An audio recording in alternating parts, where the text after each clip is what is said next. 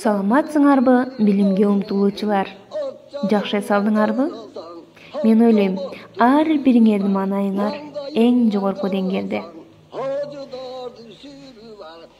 Балдар, биз китепти канчалык көп окусак, ошончолук бийиктиктерге чыгабыз. Алтын эреже: колуңду самындап жуу, бет каптары 2 саат сайын алмаштыр. Көпчүлүккө барба, бөлмөңдү желдетип тур. Музыка сабагы. Сабактын темасы Молдобасан мусулманкул уулу.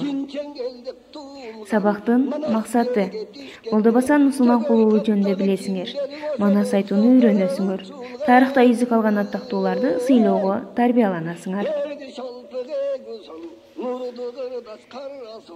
Молдобасан мусулманкул уулу 1983-жылы 16-июнда Нарын областына караштуу Актала районундагы Терек айылында туулган. Бала кезинен ар нерсеге жөндөмдүү, музыкага шыктуулук артат. Ал жеке эле манасчы эмес, комузчулук, күүчүлүктү, ырчы акындыкты да өздөштүрөт. 1939-жылы Москвада болуп өткөн кыргыз искусствосунун 1-декадасына катышкан. Молдобасан эмгек кызыл туу, ардак белгиси, ордендери жана медалдары менен сыйланган. Атактуу манасчы Манас үчилтигинин 1-2 бөлүктөрүн айткан. Ошондой эле Курманбек, Жанышбайыш, Жаңыл мырза, Кедейкан сыяктуу кенже дастандарды да ырдаган.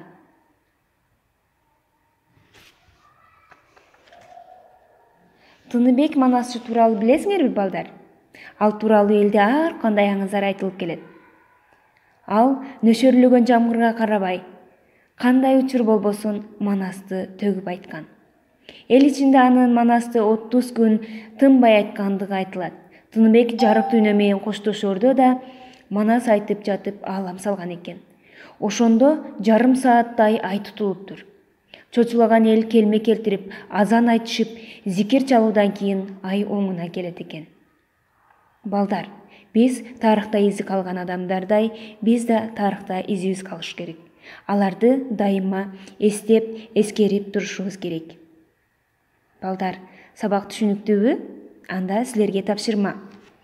Молдобасан мусулманкул уулу жөнүндө кеңири айтып бересиңер. Ошондой эле Манас эпосунан кыскача үзүндү жаттайсыңар.